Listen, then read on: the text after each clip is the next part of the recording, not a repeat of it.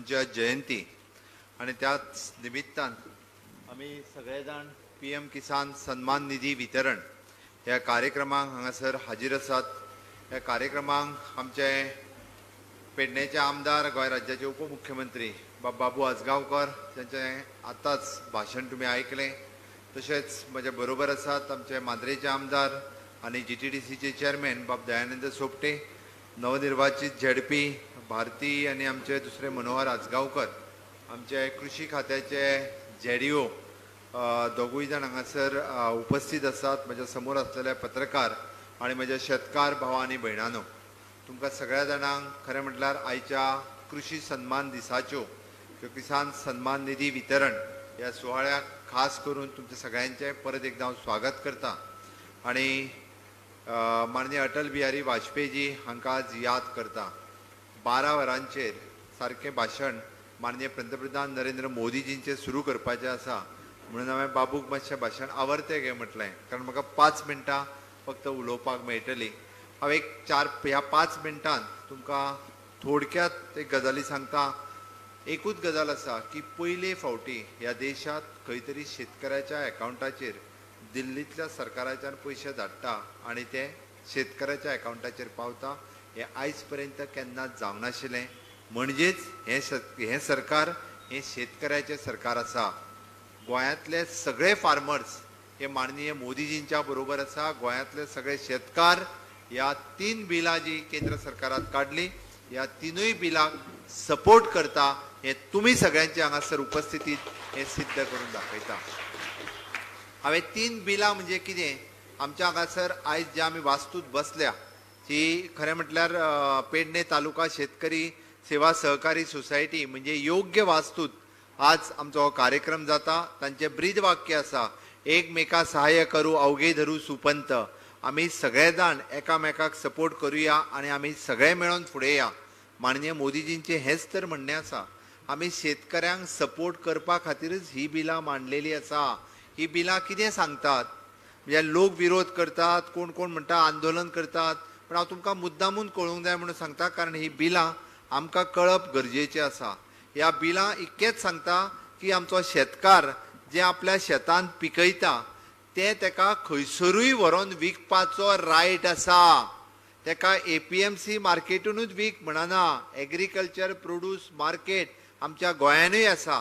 ते पंजाबाक जे आंदोलन करतात, दिल्लीच्या बॉर्डरीचेर जे आंदोलन करतात, ते कितें सांगतात, तुम्ही जर काजी विकल्या जाल्यार त्यो काजी झाटयाक विकू नाकात, तुम्ही हाडून आमच्या APMCनूच विकात, तुमकां दुसरे कडेन विकपाचो रायट ना।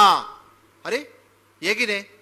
फाल्यां सकाळीं म्हाका जर म्हटलें की झाटयो थोडे चड पयशे दिता, आमी तेका विकतले, आमकां काजी हांगाच विकपाक जायच्यो गरज ना।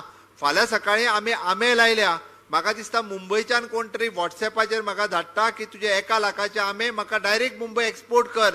हांव ते हांगासल्यान आंबे डायरेक्टली तेज्यो पेटयो पॅक करता, मुंबय धाडटा। म्हाका एग्रीकल्चर प्रोड्यूस मार्केटान कित्याक विकपाक जाय? म्हाका ज्या जाग्यार चड रेट मेळटलो थंयसरूच तर हांव विकतलो, हेच मोदीजी म्हणटा। आणि ह्या काँग्रेसवाल्यांक हे नाका, कारण तांकां दलालाचे सरकार चलोवपाचें आसा, कारण तांचे दलाल जे आसा हे APMC मार्केटान सगळे दलाल बसलेले आसात। शेतकऱ्यांचो जर कांद्याचो भाव ताका चड रेटीत मेळटा तो तांकां दिल्लो नाका, मदले कमिशन एजंट जे आसा हे APMC मार्केटान आमी विकत घेतले आणि आमीच व्हरोन भायर मार्केटान विकतले, हे तेंचें म्हणणें आसा। मोदीजींक ते नाका, हे मदले कमिशन एजंट नाका, हे मदले दलाल नाका आणि हे मदले अशा पद्धतीचे व्यवहार केल्लो नाका। आमचो शेतकार भाव म्हणजे जो पिकयता ताका ताजो भाव मेळपाक जाय, जो कसयता ताका ताची किंमत मेळपाक जाय, ह्याच पद्धतीचे हे सरकार आसा।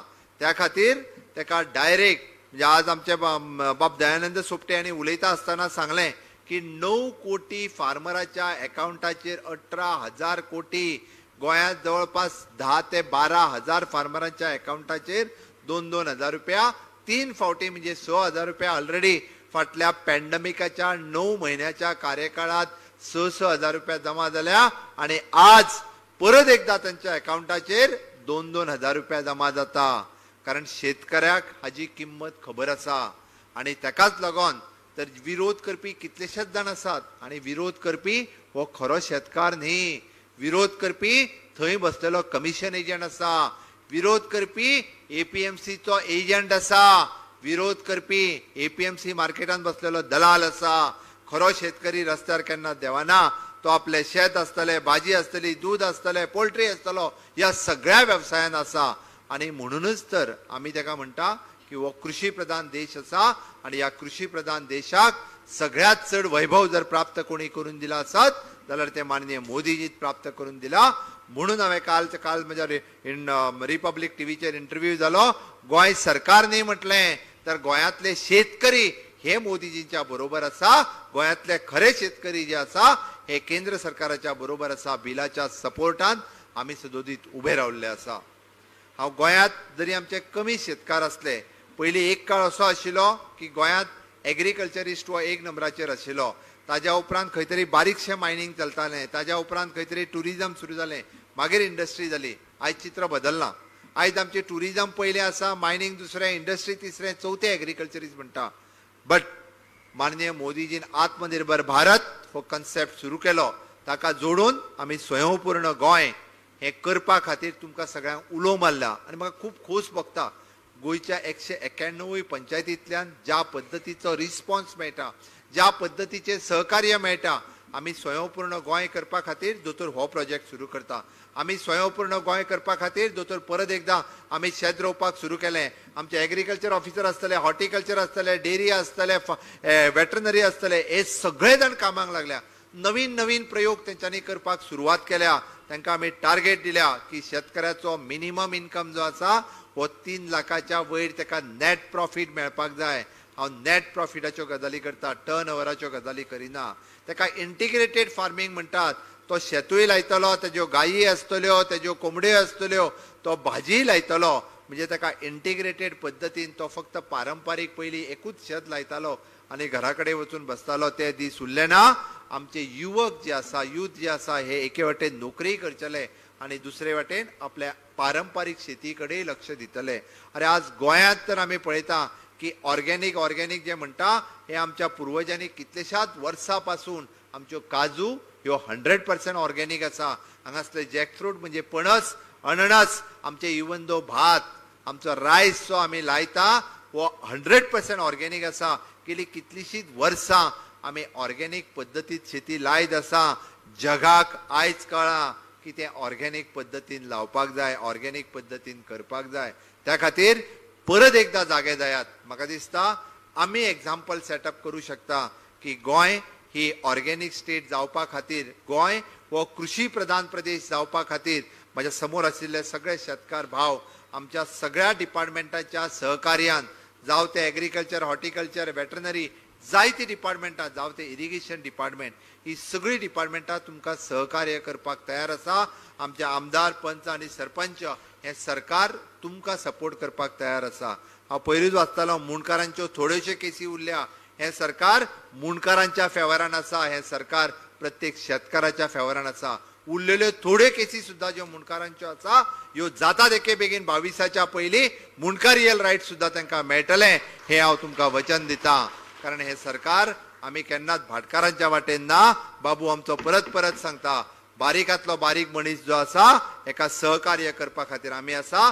छानशे परत एकदां म्हणजे माननीय मोदीजींचे भाशण सुरू जावच्या पयलीं म्हाका दिसता आमी वेगवेगळ्यो गजाली जर एग्रीकल्चराच्या बाबतींत करपाक शकले जाल्यार निश्चितच म्हणजे परत एकदां हो कृषी प्रधान देश म्हूण आमी फुडें येवपाक येतले.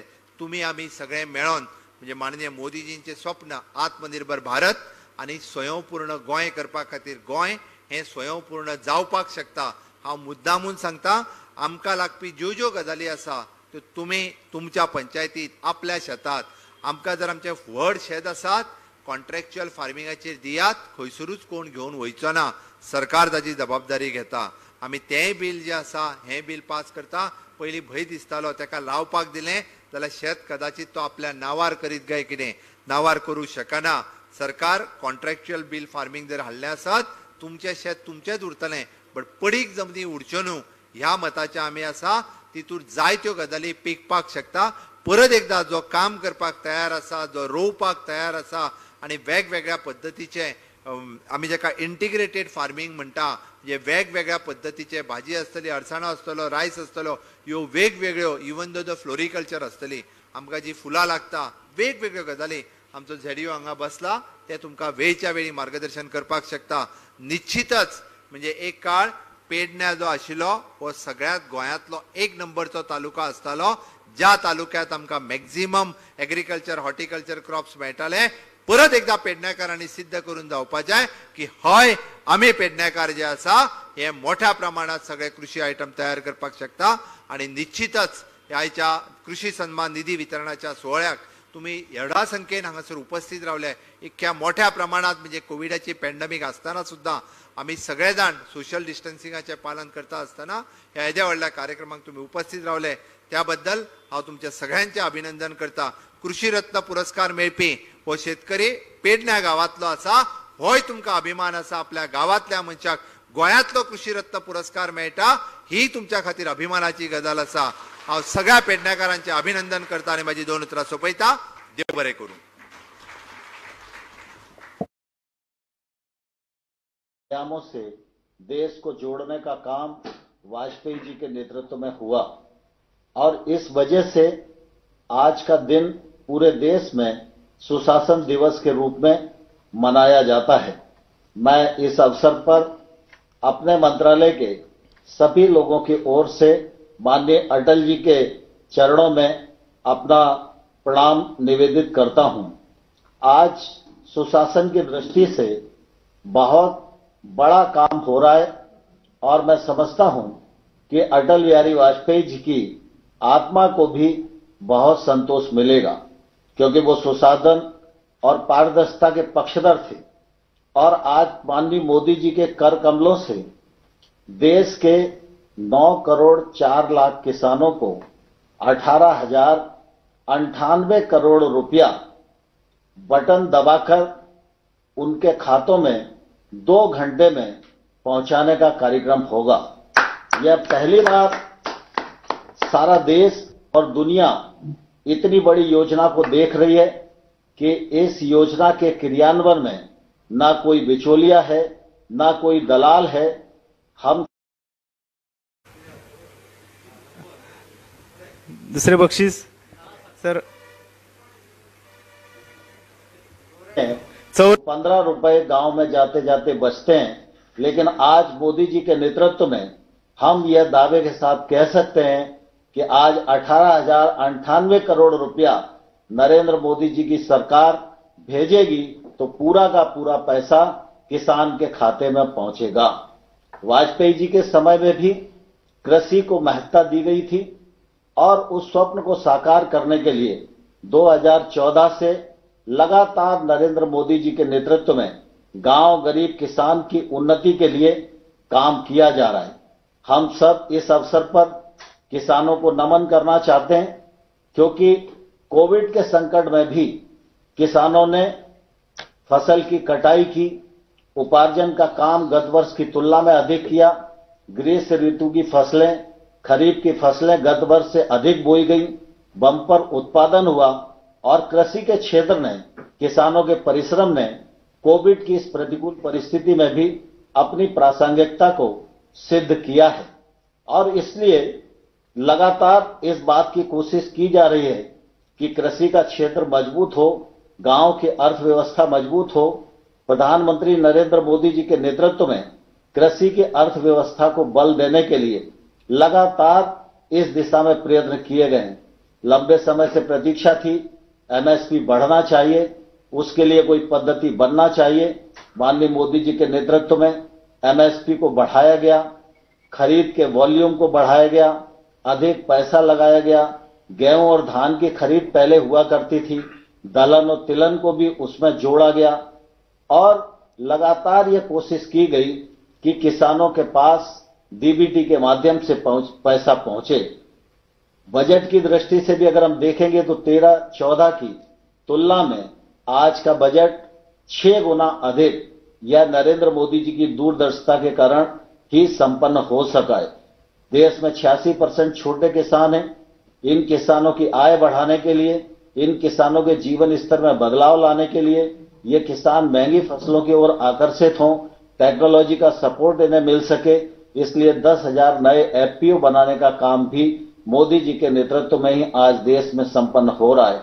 हम सब जानते हैं कि यह जो हमारी पीएम किसान सम्मान निधि की योजना है, यह योजना बहुत ही महत्वाकांक्षी है और इस योजना से गरीब किसान को बहुत लाभ हुआ है।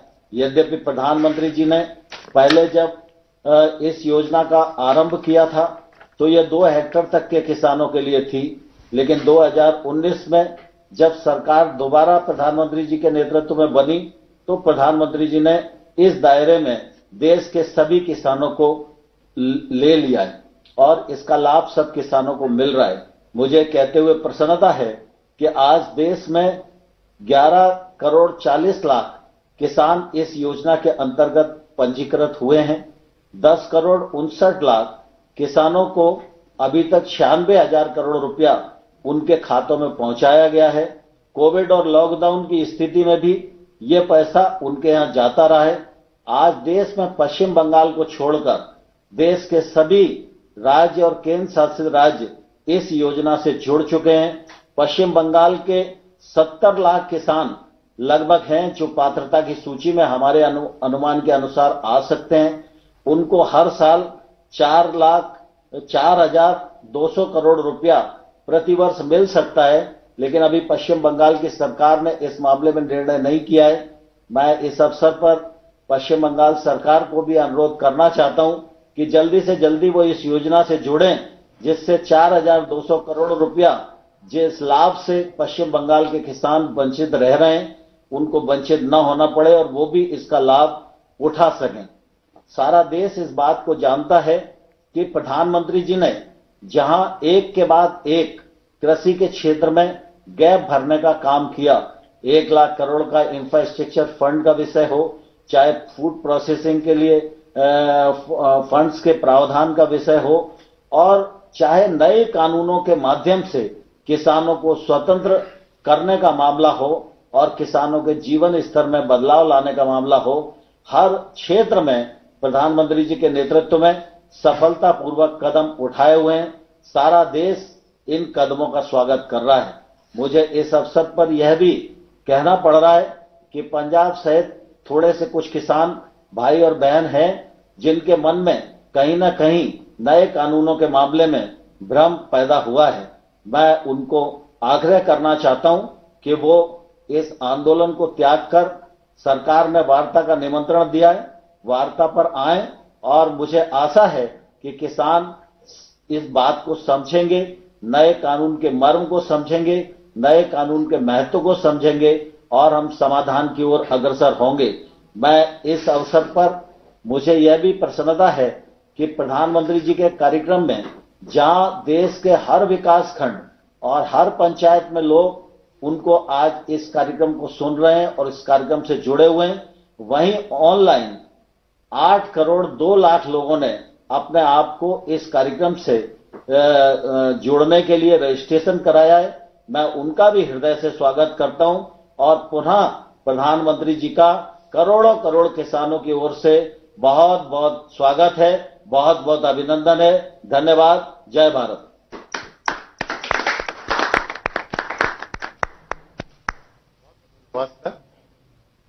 अब हम पीएम किसान योजना के तहत देश में लाभान्वित किसानों के अनुभव की लघु वीडियो फिल्म चलाने का अनुरोध करते हैं। 24 फरवरी 2019 24 फरवरी 2019 ये वो तारीख थी जब किसानों के हितों के लिए प्रतिबद्ध भारत सरकार ने देश के अन्नदाता को एक नया सहारा और उसके योगदान को सम्मान दिया। किसानों को सीधी मदद देने के लिए पीएम किसान सम्मान निधि आज उत्तर प्रदेश की पवित्र धरती से देश के करोड़ों किसानों के चरणों में अर्पित करता हूं। दशकों से उपेक्षित और विकास से वंचित हमारे अन्नदाता को हर वर्ष 6,000 रुपए की सहायता राशि आज सशक्त बना रही है। और पिछले 2 सालों में प्रधानमंत्री किसान सम्मान निधि योजना के तहत अब तक 10 करोड़ 60 लाख भूजोतधारी किसानों के खातों में 95,000 करोड़ रुपए जमा किए जा चुके हैं। इस स्कीम से बहुत छोटे बड़े जिम्मेदारों को सबको फायदा है। हर 4 महीने में किस्त आ जाती है बैंक में। मेरे में 6 किस्तें आ चुकी है, जिससे हमारा घर का और कृषि का सब काम चलता रहता है। हर 4 महीने में 2,000 रुपए की किश्त बैंक खातों में सीधे पहुंचने पर जहां किसानों की बीज, खाद, कीटनाशक जैसी बुनियादी जरूरतें पूरी हुई, वहीं इस सम्मान राशि ने हमारे कृषक भाइयों को महाजन के कर्ज में डूबने से बचाया है। हमें हर वक्त साहूकार के पास जाना पड़ता था, भाई हमें 1,000 रुपए दे दे, 2,000 रुपए दे दे, कर्जा पानी से अपनी व्यवस्था चला पाते थे। अब हमें वो सब जरूरतें ना अपने बैंक से सम्मान निधि से पूरी हो जाती है। જે પૈસા મળ્યા એનાથી આ વર્ષે અમારે ખાતર, બિયારણ, દવાઓનો ખર્ચો નીકળી જાય છે। તેનાથી સમયસર દવાઓ અને ખાતર મળવાથી ઉત્પાદન પણ સારું આવ્યું અને એનાથી ખૂબ અમને આ વર્ષે લાભ થયો। ఇప్పుడు మాకు నేరుగా వచ్చినందున ఈ పైసలు మాకు మంచి అవసరం పడుతున్నవి। ఈ పథకం ప్రవేశపెట్టిన ప్రైమ్ మినిస్టర్ గారికి నా యొక్క నమస్కారాలు। उधर कोरोना काल में लॉकडाउन के दौरान भी 43,000 करोड़ रुपए से अधिक की सम्मान राशि ने किसानों को न किसी के सामने झुकने दिया और न ही उनके कृषि कार्य को रुकने दिया। लॉकडाउन में हमें समय से पैसा आया, बाकी हमें जो लॉकडाउन में जो सब्जी का काम करते, सब्जी का हमारा काम खत्म हो गया था, माल जा नहीं पा रहा था, उससे हम हमारे घर खर्चे हमने चलाए उससे। और आज ये एक ऐतिहासिक क्षण है जब 9 करोड़ भूजोत कृषक परिवारों के खातों में 18,000 करोड़ रुपए की सहायता राशि ट्रांसफर की जा रही है। लाभार्थियों की ये संख्या कई देशों की कुल आबादी से भी कहीं ज्यादा है। पीएम किसान सम्मान निधि के ये 2 साल हैं भूजोत किसान की मुस्कान के, कृषक के सशक्तिकरण और सम्मान के। आज भारत सरकार से सहायता पाकर मेरे देश का किसान खुशियों की फसल बो रहा है और किसान के साथ साथ पूरा देश सफल हो रहा है। पीएम किसान सम्मान निधि 9 करोड़ किसान परिवारों के बैंक खातों में 18,000 करोड़ रुपए की नई किश्त का हस्तांतरण।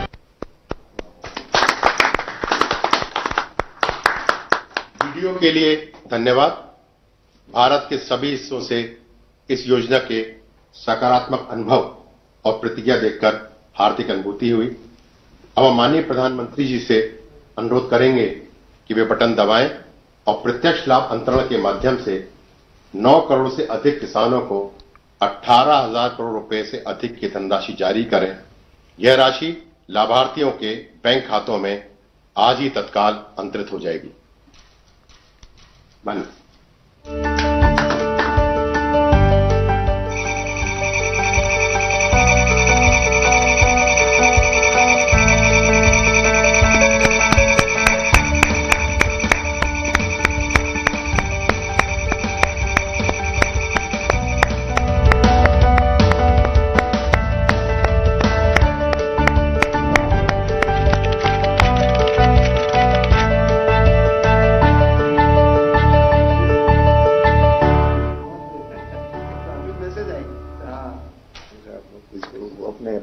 सर, आपका बहुत बहुत धन्यवाद। अब माननीय प्रधानमंत्री जी से देश के विभिन्न भागों के किसानों के साथ इस विभाग की योजनाओं के तहत उनके अनुभव के बारे में परस्पर बातचीत करने के लिए आमंत्रित करना चाहते हैं। सबसे पहले मैं अरुणाचल प्रदेश के लोअर दिबांग वैली जिले के श्री गगन पेरिंग जी से आमंत्रित करूंगा कि वे पीएम किसान योजना के साथ ही ऑर्गेनिक एफपीओ के लाभार्थी हैं। श्री गगन पेरिंग जी। गगन जी नमस्कार। प्रणाम सर। जय हिंद। अरुणाचल के लोगों को तो जय हिंद कह रहा होता है। आपको पीएम किसान सम्मान निधि से जो पैसा मिल रहा है उसको आप कैसे उपयोग करते हैं? गगन जी इतने दूरी पर हैं, इतने पहाड़ों में हैं, कैसे करते हैं आप? सर, मुझे हर महीने के 4 महीने के पीछे 2,000 करके 3 बार मिला कुल मिला के मुझे 6,000 मिला। उस पैसे को मैं ऑर्गेनिक खाद, दवा और कुछ मजदूरी के ऊपर खर्चा किया।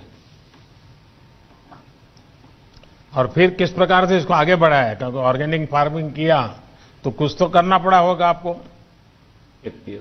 सर, एफपीओ बनाया हमने, फार्मर प्रोड्यूसर कंपनी बना के हमारा उसको और आगे बढ़ा रहा है अभी।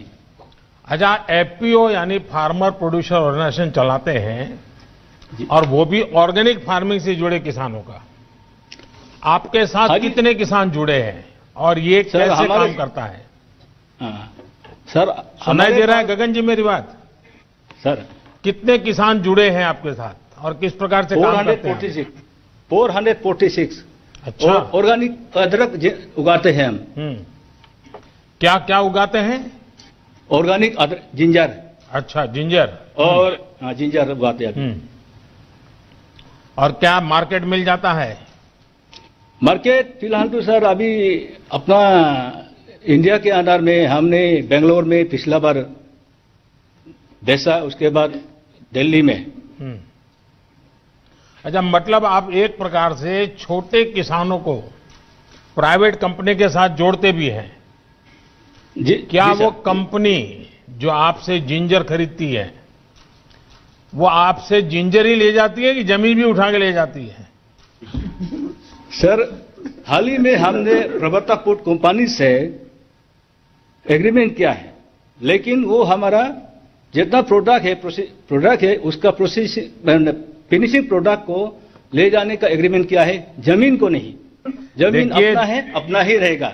आप अरुणाचल के इतने कोने में बैठे हैं, आपको विश्वास है कि आपकी जमीन सुरक्षित है, लेकिन कुछ लोग ऐसा भ्रम फैला रहे हैं कि आपकी फसल का कोई कॉन्ट्रैक्ट करेगा, एग्रीमेंट करेगा तो जमीन भी चली जाएगी। अब इतना झूठ बोल रहे हैं। अच्छा हुआ गगन जी आपने अपना अनुभव शेयर किया, मैं आपका बहुत आभारी हूं। और आपने इतने सारे किसानों को जोड़ा है, ये भी बहुत प्रसन्नता का विषय है। मैं धन्यवाद करता हूं आपका। धन्यवाद गगन जी। अब मैं उड़ीसा के नौपाड़ा जिले के श्री नवीन ठाकुर जी को आमंत्रित करूंगा, जो पीएम किसान योजना के साथ साथ किसान क्रेडिट कार्ड योजना के भी लाभार्थी हैं। श्री ठाकुर जी। नवीन जी, जय जगन्नाथ। माननीय प्रधानमंत्री जी, मेरा नमस्कार। बताइए क्या किस प्रकार के योजना का आपको लाभ हुआ, क्या कहना चाहेंगे आप? मुझे पीएम 5 किस्तों में 10,000 के पीएम किसान सहायता प्राप्त हुआ है। मैंने इस धन को खाद, बीज, कीटनाशक खरीद के लिए उपयोग किया है। एकीकृत यानी खेती और पशुपालन के लिए धन का उपयोग करने की योजना बना रहा हूं। अच्छा, भारत सरकार एक किसान क्रेडिट कार्ड देती है, वो आपको मालूम है क्या? जी। आपको किसान क्रेडिट कार्ड मिला है? मिला है सर। अच्छा, तो उसका क्या करता है? मुझे 12 मार्च 2019 को क्रेडिट कार्ड मिला है। मैंने 4% के ब्याज दर से बैंक से 27,000 का ऋण लिया है। पहले तो 20% के ब्याज दर से साहूकार से कर्जा लेना पड़ता था, अब 4% के हिसाब ब्याज दर से मेरे को ऋण मिल रहा है। और मैं इस धन को बीज, खाद, कीटनाशक के लिए केसीसी का उपयोग किया है। केसीसी और पीएम किसान की योजना के लाभ से मेरे जीवन स्तर में सुधार हुआ है। इसीलिए आपको प्रधानमंत्री जी मेरा नमस्कार।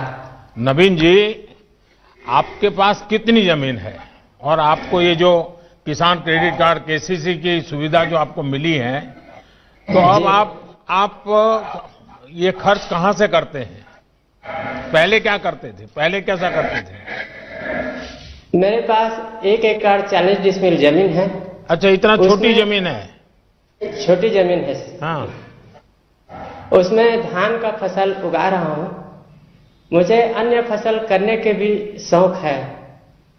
तो कुछ शुरू किया है? अभी तो कुछ किया नहीं हूँ, लेकिन शौक तो है।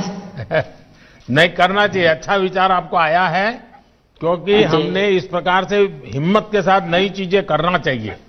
देखिए नवीन जी, अटल जी की सरकार ने किसानों को बैंकों से सस्ते ऋण की ये योजना शुरू की थी जी। और आज उनका जन्मदिन है। अब इसको आप जैसे उड़ीसा में दूर सुदूर बैठे किसानों तक ये मिशन मोड पर काम करने के कारण पहुंचा है। और जैसा आपने कहा, ब्याज में राहत हो गई है, आपको किसी बहुत बड़े ब्याज से पैसा नहीं लेना पड़ रहा है, अब आप नई नई फसल की तरफ जाना चाहते हैं।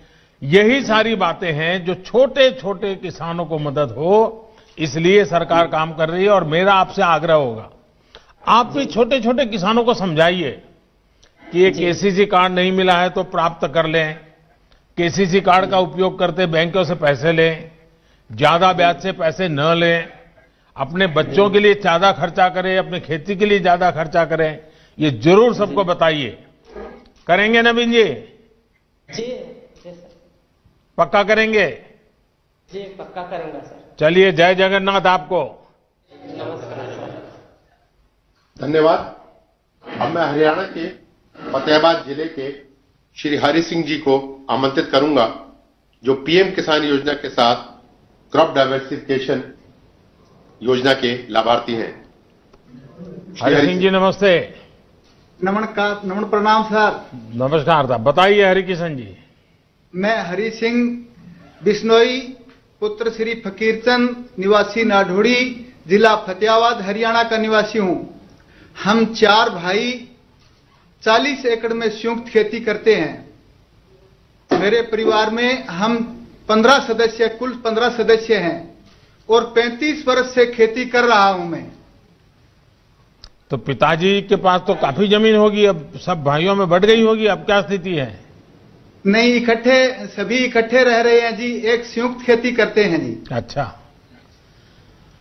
यानी आपने ये बहुत अच्छा रास्ता निकाला। नहीं तो ज्यादातर परिवारों में क्या हो रहा है कि एक पीढ़ी से दूसरी पीढ़ी, दूसरी तीसरी बातें आते, जमीन के टुकड़े इतने छोटे हो जाते हैं कि किसान के लिए बहुत मुश्किल हो जाता है।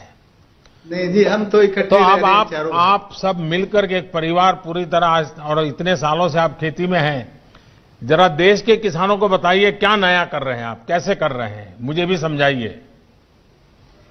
मैं पहले तो धान की खेती करता था जी, उसके बाद अब बागवानी की तरफ रुझान है।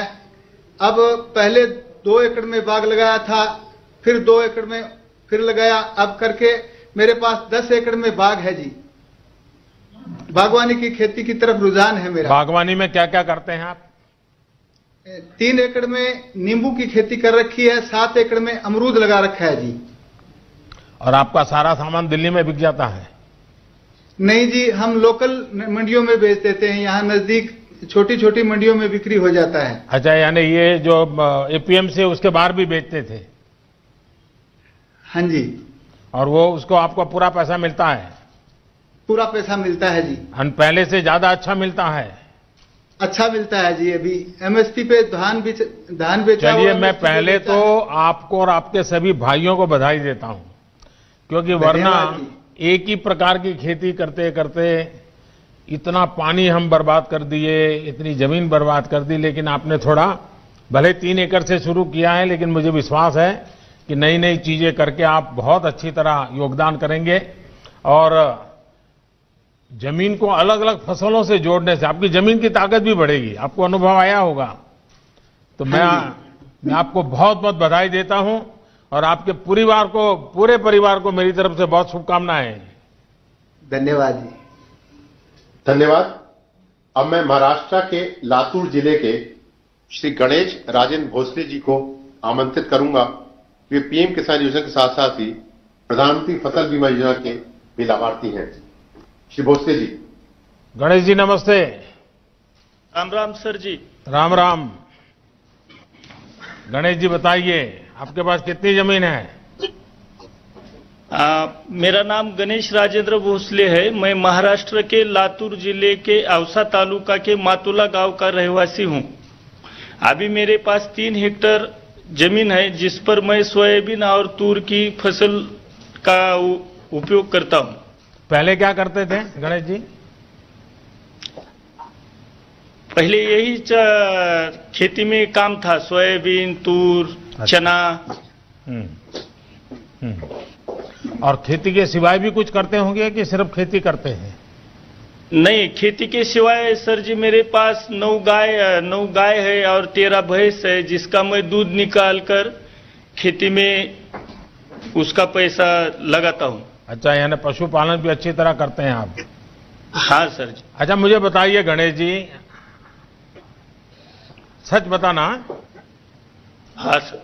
खेती में ज्यादा कमाई होती है कि पशुपालन में? खेती में भी होती है और उससे खेती के अलावा पशुपालन से मेरे को दूध मिलता है और उस दूध को मैं बेचकर मेरा परिवार और मेरे खेती में भी उसका राशि का चयन होता है सर जी। अच्छा, फसल बीमा योजना का कोई लाभ कभी लिए हैं आपने? फसल बीमा योजना से जुड़े हैं आप? हाँ सर जी, मैं बहुत सालों से फसल बीमा योजना से जुड़ा हूं। कल मौसम में 2019 के मौसम में मैंने प्रधानमंत्री पीक फसल योजना बीमा में मैंने लाभ लिया है। कितना लाभ मिला? कितने पैसे मिले आपको? मैंने 2019 को प्रधानमंत्री फसल योजना में 2580 रुपए का प्रीमियम किया था, लेकिन पिछले साल बहुत बड़ी बारिश की वजह से सोयाबीन फसल का बहुत नुकसान हो गया और उसके कारण मुझे 54,000 रुपए का राशि मिला है। यानी इंश्योरेंस आपने कंपनी 2,500 रुपया दिया था और 54,000 रुपया मिला? 2580 रुपए का प्रीमियम किया था मैंने। अच्छा, यानी 2,500 रुपया? हाँ सर। हाँ, और आपको मिला 54,000? 54,315 रुपए का मुझे राशि मिला सर। तो ये सब गांव वालों को मालूम है? सब किसानों को मालूम है सर। तब अब सारे किसानों का मन करता है कि फसल बीमा लेंगे। हाँ सर, सभी किसान भाई मेरे साथ आप प्रधानमंत्री पीक फसल योजना से जुड़े हुए। देखिए, मुझे बहुत खुशी हुई कि आपने, और ये बहुत अच्छी स्कीम है। हाँ, उससे हर किसान को फायदा हो रहा है सर जी। चलिए गणेश जी, मुझे अच्छा लगा आपने सारी योजनाओं का लाभ लिया है। मैं आपका अभिनंदन करता हूं। धन्यवाद गणेश जी। अब मैं मध्य प्रदेश के धार जिले के श्री मनोज पाटीदार जी को आमंत्रित करूंगा, जो पीएम किसान योजना के साथ ही डायरेक्ट मार्केटिंग करने के लाभार्थी हैं। श्री पाटीदार, नमस्ते। सादर प्रणाम प्रधानमंत्री जी। प्रणाम जी, बताइए मनोज जी। सर, मेरा नाम मनोज पाटीदार, पिता रामेश्वर जी पाटीदार, ग्राम चिखलिया, धार जिला, मध्य प्रदेश से मैं बात कर रहा हूं सर। मेरे परिवार में हम 6 सदस्य हैं। मेरे माता पिता, मैं, मेरी पत्नी, मेरी एक बेटी और एक बेटा है। यहाँ सब आपसे रूबरू होने आए हैं सर यहाँ। अरे वाह। और मैंने कक्षा 10वीं तक पढ़ाई की है और बाकी की पढ़ाई मैंने परम पूजनीय पांडुरंग शास्त्री आठवले जी द्वारा निर्मित जो तत्व ज्ञान विद्यापीठ, उनका जो गुरुकुल है, बाकी की पढ़ाई मैंने वहां की है। तो कहाँ, अहमदाबाद वाले तत्व ज्ञान में पढ़ते थे कहीं और? जी सर, अहमदाबाद भी गया था और मुंबई भी 1 वर्ष के लिए गया था। अच्छा।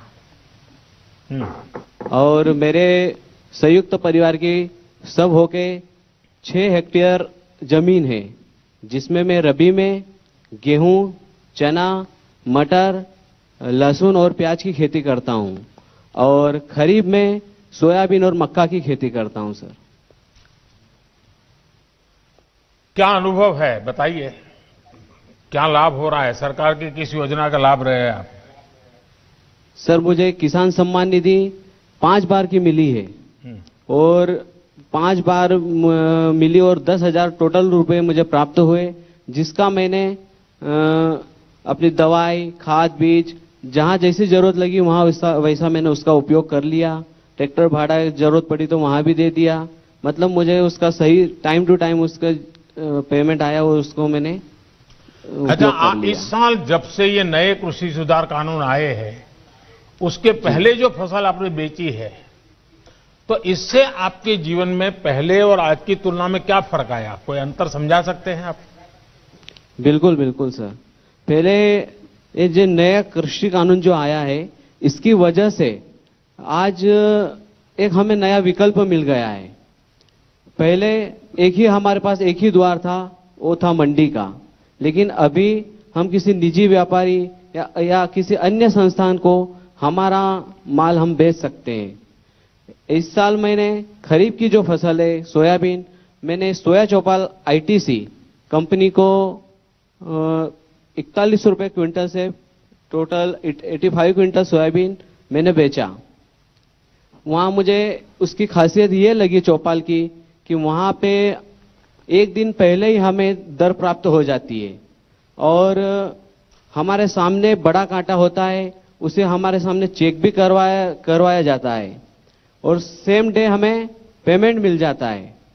और वहां की दूसरी भी अच्छी खासियत है कि हमारा जो माल है हमारे सामने उसका परीक्षण किया जाता है कि भाई इसमें इतनी दागी है, इतनी मिट्टी है, इतना मॉइस्चर है, और वो हमें डिटेल में सब बता देते हैं कि भाई इतना इतना है, आपको चाहे तो ये रेट है आपका, आप चाहो तो बेचो या आपकी इच्छा। तो नए कृषि कानून से मुझे ये जो एक और द्वार मिला है हमारा माल बेचने का, ये बहुत अच्छा लगा। आपको संतोष है? जी सर। आपके इलाके के और भी किसान फायदा उठाते हैं? बहुत किसान उठाते हैं सर। अच्छा, फिर कुछ नेता जो अपना राजनीतिक एजेंडा चलाने के लिए अपनी राजनीतिक विचारधारा किसानों के नाम पर थोपने में लगे हुए हैं और वो कह रहे हैं कि इससे तो किसानों को बड़ा नुकसान होगा। आप तो खुद किसान हैं और आप कह रहे हैं फायदा होगा, तो कहीं ऐसा तो नहीं है प्राइवेट वाले दाम इधर उधर करके मिट्टी है, टिकना है, फलाना है और आपके पैसे काट लेते हैं? ऐसा तो नहीं होता है ना सर? अगर ऐसा वो बता देंगे तो हम हमारा माल देंगे ही नहीं। और दूसरी बात, वो हमें हमारा पूरा परीक्षण हमारे सामने करके देते हैं। मतलब अलग से किधर लेके नहीं जाते हैं, हमारे सामने हमको बताते हैं कि ये इसमें इतना मिट्टी है तो इतना पेमेंट इसका कटेगा या नहीं कटेगा। या तो वो हमें सलाह दे देते हैं कि आप भाई इसको ग्रेडिंग करके ले आओ, मॉइस्चर हो तो सूखा कर ले आओ। यानी आपको पूरी तरह विश्वास है कि इस नई व्यवस्था से किसान को सचमुच में लाभ होगा? हाँ, हमें बिल्कुल विश्वास है सर। चलिए मनोज जी, मैं बहुत आभारी हूं आपका और आपके पूरे परिवार के लोग यहाँ आए हैं, मैं उन सबको भी प्रणाम करता हूं। और आपने सर, मेरा एक निवेदन है सर। जी जी बताइए सर। हमारे कृषि में हमें अभी जंगली जानवर हमें बहुत परेशान हो रहे हैं, जिनको घोड़ा रोज बोलते हैं। हाँ, ये बात सही है आपकी। तो हमारे किसान लोग बहुत परेशान हैं। मुझे आज एक जगह मिल गई है कि डायरेक्ट मैं आपसे ये बात कर सकूं। ये बात सही है। कई जगह पे ये, जब मैं गुजरात में मुख्यमंत्री था तब भी ये समस्या मेरे सामने आती थी। लेकिन इस देश में अभी जो ये किसान आंदोलन के नाम से बैठे हुए हैं, उन्हीं की विचारधारा के दूसरे लोग एनवायरमेंट के नाम पर आंदोलन चला करके अगर किसी किसान ने किसी पशु को मार दिया तो उसको जेल भिजवा देते हैं यही लोग। यानी वो उधर एक आंदोलन चलाना, इधर दूसरा आंदोलन चलाना, क्योंकि उनकी राजनीतिक विचारधारा से करते हैं। और इसके कारण, लेकिन ये बात सही है कि इसका समाधान हम सबको मिलकर निकालना होगा। और हिंदुस्तान के कई कोने में ये इस प्रकार की समस्या है। लेकिन मनोज जी, मैं आपका आभारी हूं, आपने इस बात का मेरे ध्यान पर आकर्षित किया। धन्यवाद जी। धन्यवाद जी। अब मैं तमिलनाडु के कृष्णगिरी जिले के श्री एम सुब्रमणी को आमंत्रित करूंगा, जो पीएम किसान योजना के साथ ही सूक्ष्म सिंचाई योजना के भी लाभार्थी हैं। श्री सुब्रमणी जी। वणक्कम। वणक्कम பிரதமர் வணக்கம். हाँ, बोलिए. உங்களை பத்தி சொல்லுங்க, உங்க இதை பத்தி குடும்பத்தை பத்தி சொல்லுங்க, உங்களுக்கு எவ்வளவு ஜமீன் நிலம் இருக்குது அதை பத்தி சொல்லுங்க. வணக்கம் பிரதமருக்கு. என் பேர் சுப்பிரமணி, கிருஷ்ணகிரி மாவட்டம். என் குடும்பத்தில் 4 பேர் இருக்கிறோம். எங்களுக்கு 4 ஏக்கர் நிலம் இருக்குது. விவசாயம் செஞ்சுன்னு வர்றோம். தக்காளி 2 ஏக்கரை போட்டிருக்கோம், பட்டன் ரோஸ் 1 ஏக்கரை போட்டு இருக்கிறோம். मेरा नाम सुब्रमण्य है। मेरा परिवार में 4 सदस्य हैं। वो 4 सदस्य मिलकर हम खेती करते हैं। मेरा पत्नी, मैं और मेरा 2 लड़का हैं। और जो है वो मेरे पास 4 एकड़ जमीन है। उसमें से अभी जो टमाटर और जो गुलाब के फूल का पौधा जो मैं बताऊं। आप इतना बढ़िया हिंदी कैसे बोलते हैं? साहब मैं भोजपुरी सैनिक हूं साहब। अच्छा, फौज में थे? फौज में था साहब। अच्छा, वाह। तो आपने और भी फसल आप कर रहे हैं, और पानी की स्थिति क्या है? क्योंकि चेन्नई वगैरह में तो पानी की बड़ी दिक्कत है, तो गांव में और दिक्कत कैसी होती होगी? தண்ணி ரொம்ப கம்மியா கிடைக்குது, எப்படி நீங்க விவசாயம் பண்றீங்க அப்படின்னு கேக்குறாரு. தண்ணி வந்து கம்மியா கிடைக்கிறதுக்கு நான் வந்து சொட்டு நீர் பாசனம் மூலியமா, தோட்டக்கலைத்துறை மூலியமா சொட்டு நீர் பாய்ச்சிட்டு வர்றேன். அவங்க வந்து சொல்லணும் 33,000 சொல்லணும். 1,33,000 ரூபாய்க்கு 100% மானியம் மூலியமா எங்களுக்கு இலவசமா 3 ஏக்கருக்கு சொட்டு நீர் பாசன வசதி செஞ்சு கொடுத்துறாங்க. அதனால வந்து 1 ஏக்கரா நிலம் வடிகால் மூலமா பாய்ச்சிட்டு இருந்தேன். இப்போ வந்து 3 ஏக்கராவும் விவசாயம் செய்கிறேன். அதனால எனக்கு 100% மூலியம் லாபமாகவும் 40,000 ரூபாய் வருமானம் வந்துச்சு போன வருஷம். இந்த வருஷம் சொட்டு நீர் தோட்டக்கலை மூலியமா வழங்குறதுனால எனக்கு 1,40,000 ரூபாய் வருமானம் வந்து இருக்குது. இதில் வந்து 40,000 போக மீது 1 லட்சம் மீதம் இருக்குது. साहब जी मुझे पहले जो बहुत पानी के यहाँ का कम थी, वजह से 4 एकड़ जमीन होने के बावजूद भी मुझे 1 ही एकड़ का जो जमीन का पानी का जो पूरा होता था। अभी जो ये ड्रिप इरिगेशन करके, ये जो ड्रिप इरिगेशन के बारे में जो हॉर्टिकल्चर का जो अधिकारी लोग मुझे सलाह देने की वजह से, सलाह के साथ साथ इन्होंने 1,33,000 की जो है इन्होंने जो 100% जो मान्यता दिया है, मान्यता सब्सिडी दिया है। सब्सिडी देने के बाद और उन्होंने साथ साथ मुझे ड्रिप का लगा कर भी दिया था।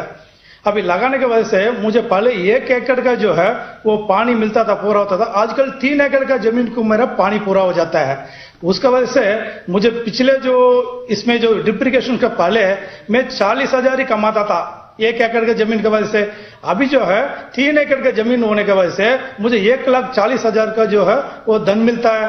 अभी उसमें मुझे पहले ड्रिप इरिगेशन के पहले मुझे 40,000 मिलता था, अभी जो 1 लाख मुझे फालतू लाभ मिलता है। इसमें मैं बहुत खुश हूं। सुब्रमण्य जी, मैं आपको सबसे पहले बधाई देता हूं कि आपने कमाई तो की, लेकिन आपने मानव जात की सेवा की है, क्योंकि आपने पानी बचाया है। और सरकार की ये जो ड्रिप इरिगेशन, माइक्रो इरिगेशन की योजना है, जो पूरे देश में बहुत बड़ा अभियान चल रहा है, उसका आपने फायदा उठाया, और इस फायदे के कारण आपका 1 लाख रुपया आय भी बढ़ी, पानी भी बचा, आय भी बढ़ी, और आपकी जमीन का उपयोग भी हुआ। और इसलिए ये आपने ये लंबी सोच के साथ ये विचार किया, इसके लिए आप बहुत अभिनंदन के अधिकारी हैं।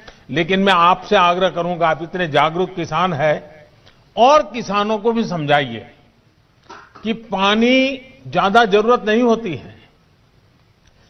अगर पानी को बूंद बूंद डालें तो भी अच्छी फसल होती है, लेकिन किसान के मन में क्या है कि जब तक पूरा खेत पानी से भरा हुआ देखता नहीं, तब तक उसको लगता है कि कुछ रह गया। हकीकत में तो पानी उसके मूल में जाना चाहिए और बूंद बूंद से जा सकता है। अगर ये काम आप कर लिए, बहुत बढ़िया किए हैं। और यहां तो मेरे सामने जय जवान भी है, जय किसान भी है। चलिए, वणक्कम आपको। धन्यवाद सुब्रमण्य जी।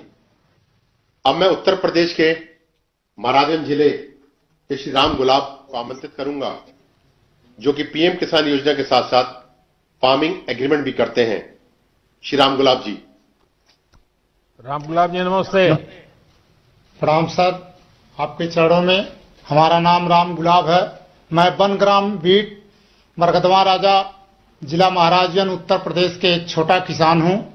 मेरे पास महोदय 1.5 एकड़ जमीन है।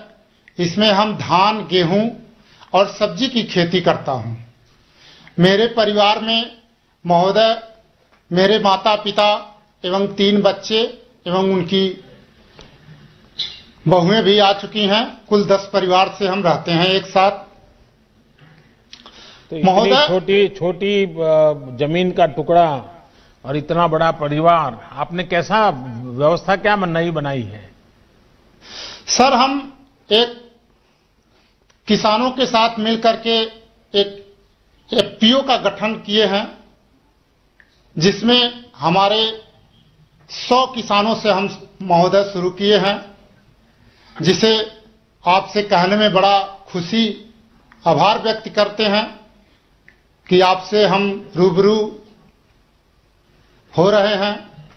और वो खेती जो है सबके साथ मिला करके एफपीओ के द्वारा हम सर करते हैं। वह शकरकंद की खेती नए प्रजाति में इस समय कर रहे हैं। अच्छा, आपके 100 के 100 किसान जो है, जिनका आपने समूह बना दिया है, एफपीओ बनाया है, सबके सब शकरकंद की खेती करते हैं? नहीं सर, अभी इन साल नया फसल ये आई है। और हम पहले सर धान, गेहूं एवं सब्जी की खेती अधिक मात्रा में करते थे। इस समय लगभग 10 टन देने के लिए एग्रीमेंट अहमदाबाद कंपनी से महोदय हम इस समय किए हैं। जिला महाराजगंज सभागार में, कलेक्ट्रेट सभागार में, और उसमें कृषि विभाग एवं नाबार्ड और महोदय एक एनजीओ महाराजगंज के मुख्यधार हैं विनोद कुमार तिवारी सर, इनके माध्यम से हम। तो ये आपके साथ जो 100 किसान जुड़े हैं, उसमें बड़े किसान हैं कि छोटे किसान हैं? सर, उसमें सब छोटे छोटे किसान हैं और सब बनटानिया के ही किसान हैं। महाराजगंज में महोदय 18 बनटानिया किसान, 18 बनग्राम हैं, जिनमें से पहले 100 किसान से हम जुड़ करके इस समय महोदय 300 से ऊपर किसान इसमें जुड़ चुके हैं। अरे वाह! तो ये अहमदाबाद की कंपनी आपसे माल खरीद रही है, आपको पूरे पैसे दे रही है? सर, हमसे उनसे एग्रीमेंट हुआ है। हम पहले 10 से 15 रुपए किलो हम उसको बेच देते थे लोकल मार्केट में, और उनसे हमसे 25 रुपया का एग्रीमेंट हुआ है, और वो हमारे घर से लेके जाएंगे। अरे वाह! इसमें हमें किसी प्रकार का भाड़ा नहीं देना है, ना ही कोई बिचौलिया का है। तो आपको ये नए कृषि सुधार के कारण सबसे बड़ा लाभ होगा, ऐसा आपको लगता है? जी। और ये जमीन तो नहीं चली जाएगी ना? नहीं सर, इससे तो हम देख रहे हैं जमीन नहीं जाएगी, केवल हमारे फसल नहीं, झूठ फैलाया जा रहा है जी। आप जैसे लोग जब बोलते हैं तब विश्वास लोगों का बढ़ता है कि भाई इसे जमीन नहीं जाती है, हमारे फसल बिकती है, और फसल पहले बर्बाद होती थी, अब बिकती है। चलिए, मैं आपको बहुत बधाई देता हूं। और आपने खुद का तो किया, लेकिन छोटे 300 किसान तक आप पहुंच गए। मैं मानता हूं ये महाराजगंज में आपके द्वारा बहुत बड़ी क्रांति आएगी और उसकी बात पूरे उत्तर प्रदेश में फैलेगी, बहुत बड़ा लाभ होगा। मैं आप सबको बहुत बहुत बधाई देता हूं। धन्यवाद रामगोपाल जी। की तरफ से हम आपको हार्दिक दिल से अभिनंदन करता हूं। बस किसानों के आशीर्वाद बने रहे ताकि हम देश के किसानों का कल्याण करते रहें। श्री राम गुलाब जी, आपका बहुत बहुत धन्यवाद।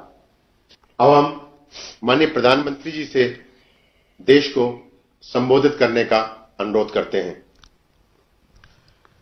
देश भर से जुड़े मेरे किसान भाई बहन, इस कार्यक्रम में देश में अलग अलग स्थानों से जुड़े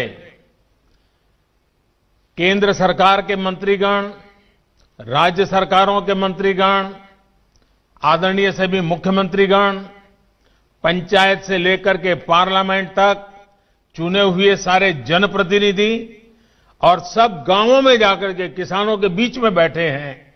मैं आप सबको और मेरे किसान भाइयों बहनों को मेरी तरफ से नमस्कार।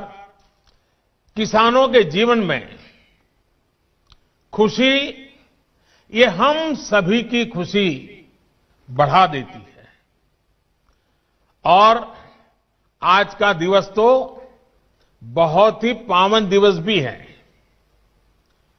किसानों को आज जो सम्मान निधि मिली है, उसके साथ ही आज का दिन कई अवसरों का संगम बनकर भी आया है। सभी देशवासियों को आज क्रिसमस की भी बहुत बहुत शुभकामनाएं। मेरी कामना है क्रिसमस का ये त्योहार विश्व में प्रेम, शांति और सद्भाव का प्रसार करे। साथियों, आज मोक्षदा एकादशी है, गीता जयंती है। आज ही भारत रत्न महामना मदन मोहन मालवीय जी की भी जयंती है। देश के महान कर्मयोगी, हमारे प्रेरणा पुरुष स्वर्गीय अटल बिहारी वाजपेयी जी की भी आज जन्म जयंती है। उनकी स्मृति में आज देश गुड गवर्नेंस डे भी मना रहा है। साथियों, अटल जी ने गीता के संदेशों के अनुरूप जीवन जीने का लगातार प्रयास किया। गीता में कहा गया है, स्वै स्वै कर्मणि अभिरतः संसिद्धिम लभते नरः, यानी जो अपने स्वाभाविक कर्मों को तत्परता से करता है उसे सिद्धि मिलती है। अटल जी ने भी अपना पूरा जीवन राष्ट्र के प्रति अपने कर्म को पूरी निष्ठा से निभाने में समर्पित कर दिया। सुशासन को, गुड गवर्नेंस को अटल जी ने भारत के राजनीति और सामाजिक विमर्श का हिस्सा बनाया। गांव और गरीब के विकास को अटल जी ने सर्वोच्च प्राथमिकता दी। प्रधानमंत्री ग्राम सड़क योजना हो या फिर स्वर्णिम चतुर्भुज योजना हो, अंत्योदय अन्न योजना हो या फिर सर्व शिक्षा अभियान हो, राष्ट्र जीवन में सार्थक बदलाव लाने वाले अनेक कदम अटल जी ने उठाए। आज पूरा देश उनको स्मरण कर रहा है, अटल जी को नमन कर रहा है। आज जिन कृषि सुधारों को देश ने जमीन पर उतारा है, उनके सूत्रधार भी एक प्रकार से अटल बिहारी वाजपेयी भी थे। साथियों, अटल जी गरीबों के हित में, किसान के हित में बनने वाली सभी योजनाओं में होने वाले भ्रष्टाचार को राष्ट्रीय रोग मानते थे। आप सबको याद होगा, उन्होंने एक बार पहले की सरकारों पर कटाक्ष करते हुए एक पूर्व प्रधानमंत्री की बात याद दिलाई थी और उनको याद दिलाते उन्होंने कहा था कि रुपया चलता है तो रुपया घिसता है, रुपया घिसता है तो हाथ में लगता है और धीरे से जेबों में चला जाता है। मुझे संतोष है कि आज न रुपया घिसता है और न ही किसी गलत हाथ में लगता है। दिल्ली से जिस गरीब के लिए रुपया निकलता है वो उसके बैंक खाते में सीधा पहुंचता है। अभी हमारे कृषि मंत्री नरेंद्र सिंह जी तोमर ने इसके विषय में विस्तार से हमारे सामने रखा है। पीएम किसान सम्मान निधि इसका ही एक उत्तम उदाहरण है। आज देश के 9 करोड़ से ज्यादा किसान परिवारों के बैंक खाते में सीधे एक कंप्यूटर की क्लिक से 18,000 करोड़ रुपए से भी ज्यादा रकम उनके किसानों के बैंक के खाते में जमा हो गए हैं। जब से ये योजना शुरू हुई है तब से 1,10,000 करोड़ रुपए से ज्यादा 1,10,000 करोड़ रुपए से ज्यादा किसानों के खाते में पहुंच चुके हैं। और यही तो गुड गवर्नेंस है, यही तो गुड गवर्नेंस टेक्नोलॉजी के द्वारा उपयोग किया गया है। 18,000 करोड़ से ज्यादा रुपए पल भर में, कुछ ही पल में सीधे किसानों के बैंक खातों में जमा हो गए हैं। कोई कमीशन नहीं, कोई कट नहीं, कोई हेराफेरी नहीं। टेक्नोलॉजी का इस्तेमाल करते हुए पीएम किसान सम्मान योजना में ये सुनिश्चित किया गया है कि लीकेज न हो। राज्य सरकारों के माध्यम से किसानों का ऑनलाइन रजिस्ट्रेशन होने के बाद उनके आधार नंबर और बैंक खातों का वेरिफिकेशन होने के बाद इस व्यवस्था का निर्माण हुआ है। लेकिन मुझे आज इस बात का अफसोस भी है कि पूरे हिंदुस्तान के किसानों को इस योजना का लाभ मिल रहा है। सभी विचारधारा की सरकारें इससे जुड़ी हैं, लेकिन एकमात्र पश्चिम बंगाल सरकार, वहां के 70 लाख से अधिक किसान, मेरे किसान भाई बहन बंगाल के,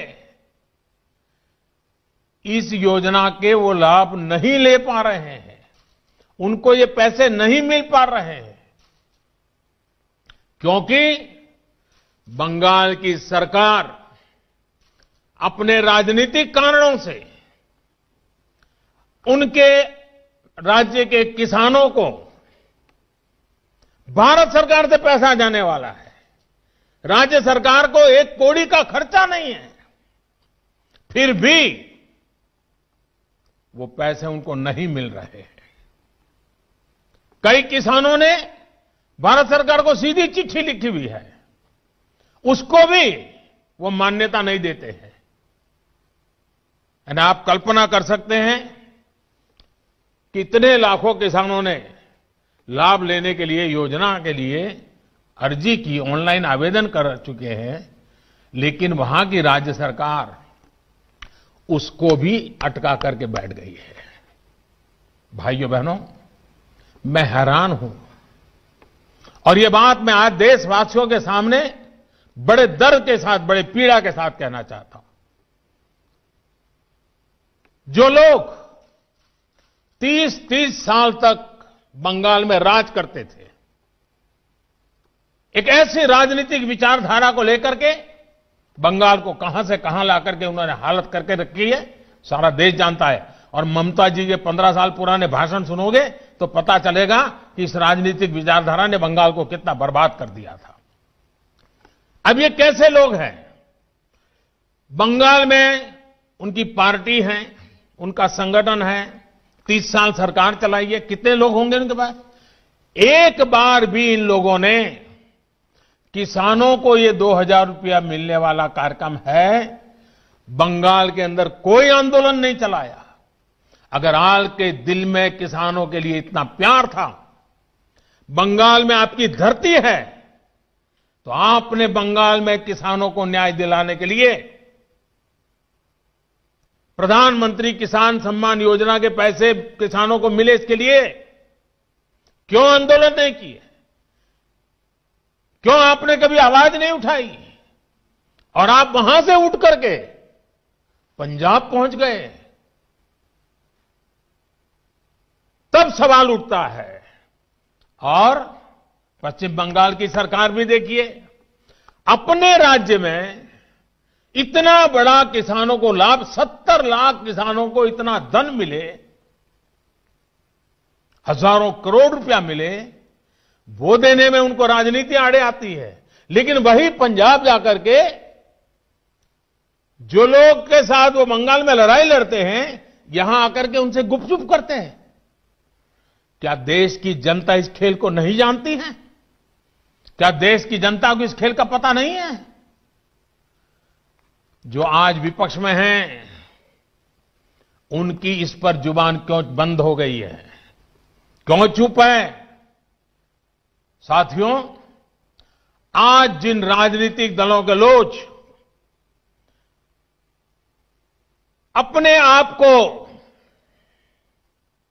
इस राजनीतिक प्रवाह में, जब देश की जनता ने उन्होंने नकार दिया है, तो कुछ न कुछ ऐसे इवेंट कर रहे हैं, इवेंट मैनेजमेंट हो रहा है ताकि कोई सेल्फी ले ले, कोई फोटो छप जाए, कहीं टीवी पर दिखाई दे और उनकी राजनीति चलती जाए। अब देश ने उन लोगों को भी देख लिया है, ये देश के सामने एक्सपोज हो गए हैं। स्वार्थ की राजनीति का एक भद्दा उदाहरण हम बहुत बारीकी से देख रहे हैं। जो दल पश्चिम बंगाल में किसानों के हित पर कुछ नहीं बोलते, वो यहां दिल्ली के नागरिकों को परेशान करने पर लगे हुए हैं, देश की अर्थनीति को बर्बाद करने पर लगे हुए हैं, और वो भी किसान के नाम पर। इन दलों को आपने सुना होगा, मंडिया बोल रहे हैं, एपीएमसी की बात कर रहे हैं और बड़े बड़े हेडलाइन लेने के लिए भाषण कर रहे हैं। लेकिन ये दल, वही झंडे वाले, वही विचारधारा वाले जिन्होंने बंगाल को बर्बाद किया। केरल के अंदर उनकी सरकार है। इसके पहले जो 50 साल 60 साल तक देश पर राज करते थे, उनकी सरकार थी। केरल में एपीएमसी नहीं है, मंडियां नहीं है। मैं जरा इनको पूछता हूं, यहां फोटो निकालने के कार्यक्रम करते हैं, अरे केरल में आंदोलन करके वहां तो एपीएमसी चालू करवाओ। पंजाब के किसानों को गुमराह करने के लिए आपके पास समय है। केरल के अंदर यह व्यवस्था नहीं है। अगर ये व्यवस्था अच्छी है तो केरल में क्यों नहीं है? क्यों आप दोगली नीति लेकर के चल रहे हो? ये किस तरह की राजनीति कर रहे हैं जिसमें कोई तर्क नहीं, कोई तथ्य नहीं है। सिर्फ झूठे आरोप लगाओ, सिर्फ अफवाहें फैलाओ, हमारे किसानों को डरा दो और भले भोले किसान कभी कभी आपकी बातों में गुमराह हो जाते हैं। भाइयों बहनों, ये लोग लोकतंत्र के किसी पैमाने को, किसी पैरामीटर को मानने को तैयार नहीं है।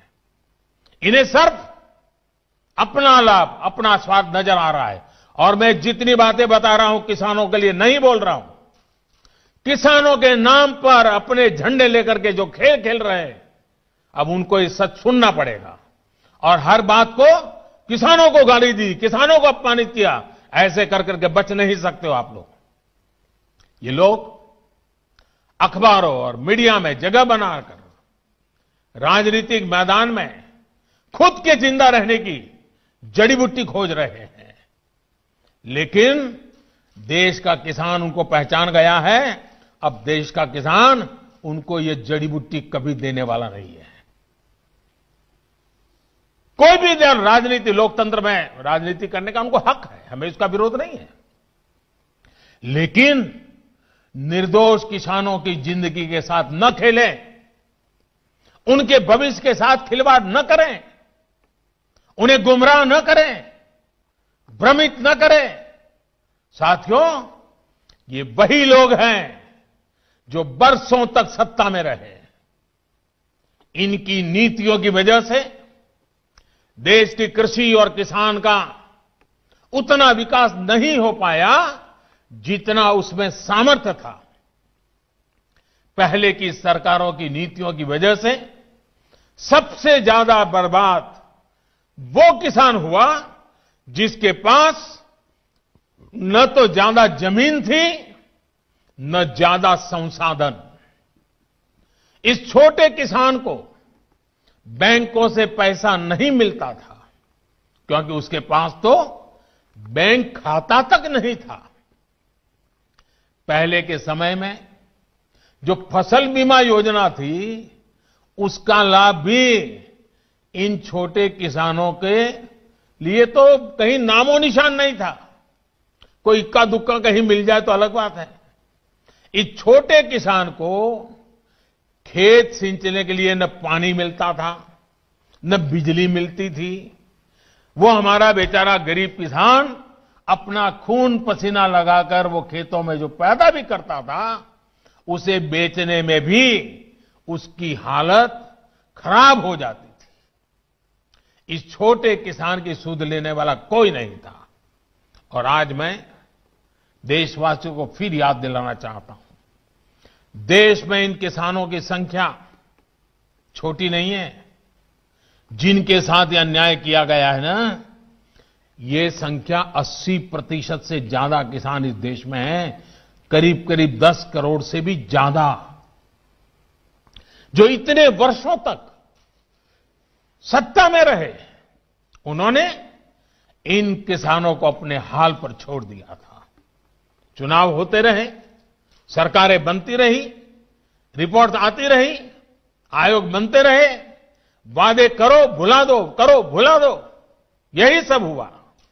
लेकिन किसान की स्थिति नहीं बदली। नतीजा क्या हुआ? गरीब किसान और गरीब होता गया। क्या देश में इस स्थिति को बदलना आवश्यक नहीं था? मेरे किसान भाइयों और बहनों, 2014 में सरकार बनने के बाद हमारी सरकार ने नई अप्रोच के साथ काम करना शुरू किया।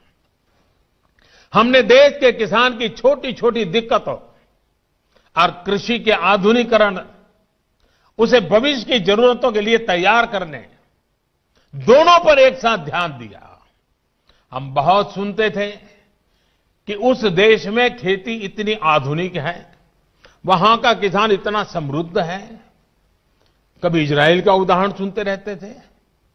हमने दुनिया भर में कृषि क्षेत्र में क्या क्रांति आई है, क्या बदलाव आए हैं, क्या नए इनिशिएटिव आए हैं, क्या अर्थव्यवस्था के साथ कैसे जोड़ा है, सारी चीजों का गहन अध्ययन किया। इसके बाद हमने अपने अलग अलग लक्ष्य बनाए और सभी पर एक साथ काम शुरू किया। हमने लक्ष्य बनाकर काम किया कि देश के किसानों का खेती पर होने वाला खर्च, इनपुट कॉस्ट, ये कम हो, उसका खर्चा कम हो।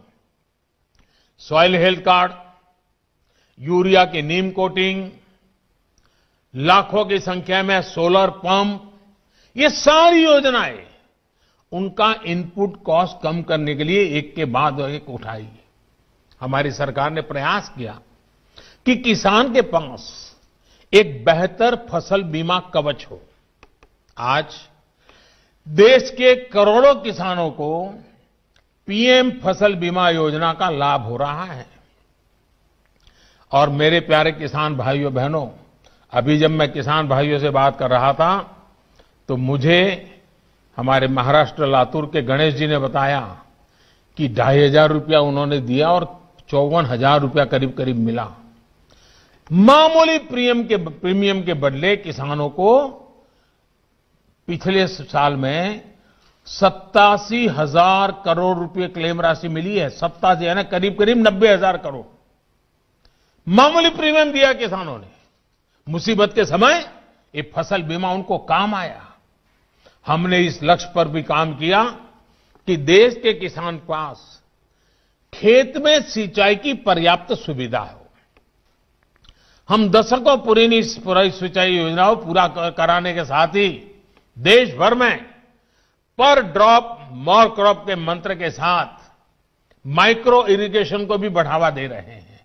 और मुझे खुशी हुई, अभी तमिलनाडु के हमारे सुब्रमण्य जी मुझे बता रहे थे कि उन्होंने माइक्रो इरिगेशन से, ड्रिप इरिगेशन से, जो पहले 1 एकड़ का काम होता था 3 एकड़ का हुआ और पहले से ज्यादा 1 लाख रुपए ज्यादा कमाया माइक्रो इरिगेशन से।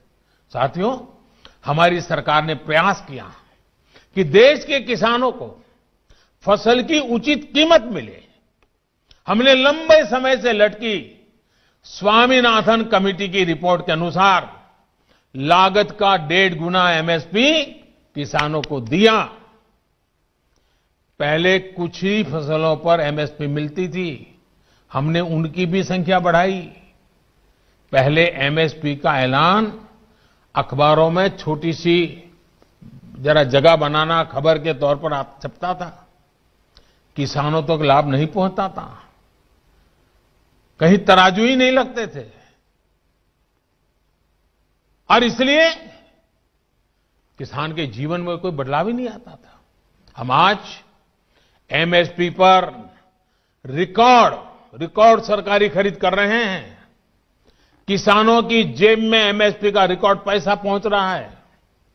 जो आज किसानों के नाम पर आंदोलन कर रहे हैं, वो जब उनका समय था तब चुप मार करके बैठे हुए थे।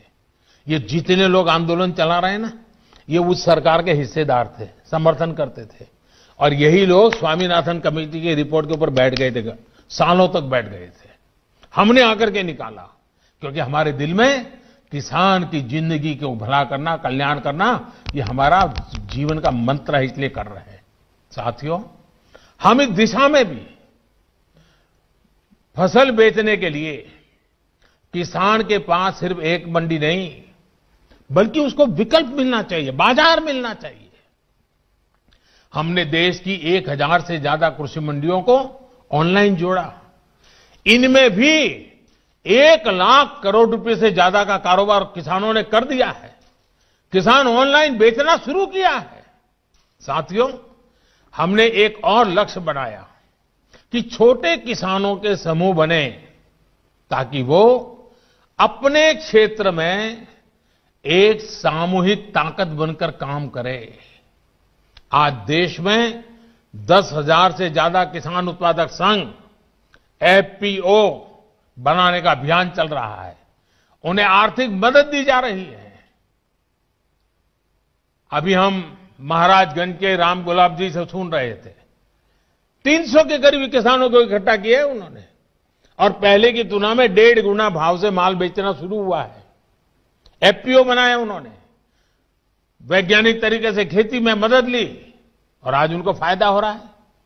साथियों, हमारे कृषि क्षेत्र की सबसे बड़ी आवश्यकता है गांव के पास ही भंडारण, कोल्ड स्टोरेज, इसकी आधुनिक सुविधा कम कीमत पर हमारे किसानों को उपलब्ध हो। हमारी सरकार ने इसे भी प्राथमिकता दी। आज देश भर में कोल्ड स्टोरेज का नेटवर्क विकसित करने के लिए सरकार करोड़ों रुपए का निवेश कर रही है। हमारी नीतियों में इस पर भी बल दिया गया है कि खेती के साथ ही किसान के पास आय बढ़ाने के दूसरे विकल्प भी हो। हमारी सरकार मछली पालन, पशुपालन, डेयरी उद्योग, मधुमक्खी पालन सभी को प्रोत्साहित कर रही है। हमारी सरकार ने यह भी सुनिश्चित किया कि देश के बैंकों का पैसा देश के किसानों के काम आए। 2014 में जब हम पहली बार सरकार में आए और शुरुआत थी हमारी, 2014 में जहां 7 लाख करोड़ रुपए का प्रावधान एक किसानों के लिए किया गया था, धन के लिए, वही इसे अब करीब 14 लाख करोड़ रुपए यानी 2 गुना किया गया है, ताकि किसान को कर्ज मिल सके। बीते कुछ महीनों से करीब 2.5 करोड़ छोटे किसानों को किसान क्रेडिट कार्ड से जोड़ा गया है और अभियान तेजी से चल रहा है। हम मछली पालकों, पशुपालकों, उनको भी किसान क्रेडिट कार्ड दे रहे हैं। ये लाभ उनको भी अब दिया जा रहा है। साथियों, हमने इस लक्ष्य पर भी काम किया, खेती की दुनिया में क्या चल रहा है, इसके लिए देश में आधुनिक कृषि संस्थान हो। बीते वर्षों में देश में अनेक नए कृषि संस्थान बने हैं, कृषि की पढ़ाई की सीटें बढ़ी हैं, और साथियों, खेती से जुड़े इन सारे प्रयासों के साथ ही हमने एक और बड़े लक्ष्य पर काम किया। ये लक्ष्य है गांव में रहने वाले किसान का जीवन आसान हो। साथियों, आज जो किसानों के लिए इतने आंसू बहा रहे हैं, इतने बड़े बड़े बयान दे रहे हैं, बड़ा दुख दिखा रहे हैं, जब ये लोग सरकार में थे तब इन्होंने किसानों का दुख, उनकी तकलीफ दूर करने के लिए क्या किया, ये देश का किसान अच्छी तरह जानता है। आज सिर्फ खेती ही नहीं, बल्कि उसके जीवन को आसान बनाने के लिए हमारी सरकार उसके दरवाजे तक पहुंची है, खेत के मेड़ तक पहुंची है। आज देश के छोटे और सीमांत किसान को अपना पक्का घर मिल रहा है, शौचालय मिल रहा है, साफ पानी का नल मिल रहा है। यही किसान है जिसे बिजली के मुफ्त कनेक्शन, गैस के मुफ्त कनेक्शन, ये बहुत बड़ा लाभ हुआ है। हर साल आयुष्मान भारत योजना के तहत 5 लाख रुपए तक के मुफ्त इलाज की सुविधा ने आज मेरे छोटे किसान के जीवन की बहुत बड़ी चिंता कम की है। 90 पैसे प्रतिदिन, यानी एक चाय से भी कम कीमत, 90 पैसे प्रतिदिन और 1 रुपया महीना के प्रीमियम पर बीमा, ये मेरे किसानों के जीवन में बहुत बड़ी ताकत है। 60 वर्ष की आयु के बाद 3,000 रुपये मासिक पेंशन, ये सुरक्षा कवच भी आज किसान के पास है। साथियों, आजकल कुछ लोग किसान की जमीन की चिंता करने का दिखावा कर रहे हैं। किसानों की जमीन हड़पने में कैसे कैसे लोगों के नाम अखबारों में चमकते रहे हैं, हम जानते हैं। ये लोग तब कहां थे जब मालिकाना दस्तावेज के अभाव में किसानों के घर और जमीन पर अवैध कब्जे हो जाते थे। गांव के छोटे और सीमांत किसानों को, खेत मजदूरों को इस अधिकार से इतने सालों तक वंचित किसने रखा? इसका जवाब इन लोगों के पास नहीं है। गांव में रहने वाले हमारे भाई बहनों के लिए ये काम आज हो रहा है।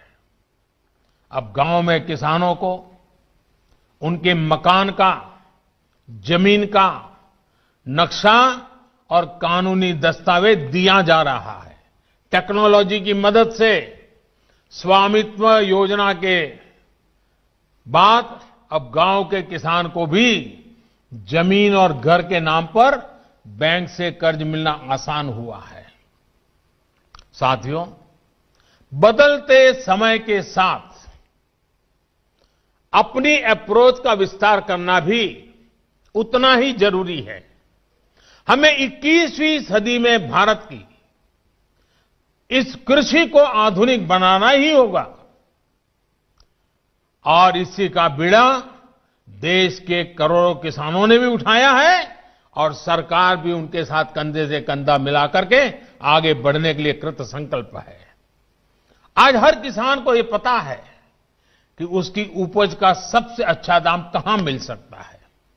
पहले क्या होता था कि अगर मंडी में बेहतर दाम नहीं मिलते थे या फिर उसकी उपज को दोयम दर्जी का बताकर खरीदने से इनकार कर दिया जाता था, तो किसान मजबूरी में औने पौने दामों पर अपनी उपज बेचने को मजबूर रहता था। इन कृषि सुधारों के जरिए हमने किसानों को बेहतर विकल्प दिए हैं। इन कानूनों के बाद आप जहां चाहे, जिसे चाहे अपनी उपज बेच सकते हैं। मेरे किसान भाइयों बहनों, मेरे इन शब्दों को आप ध्यान से सुनिए। मैं फिर से कह रहा हूं कि आप अपनी फसल को जहां चाहे आप निर्णय करके बेच सकते हैं।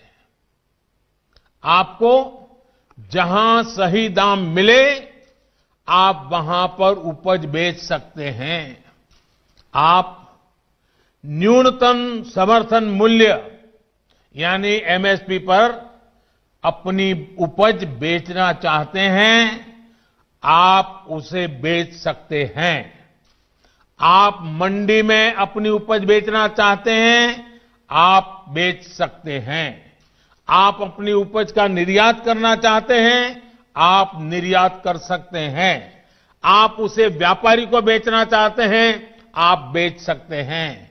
आप अपनी उपज दूसरे राज्य में बेचना चाहते हैं, आप बेच सकते हैं। आप पूरे गांव के किसानों को एफपीओ के माध्यम से इकट्ठा कर अपनी पूरी उपज को एक साथ बेचना चाहते हैं, आप बेच सकते हैं।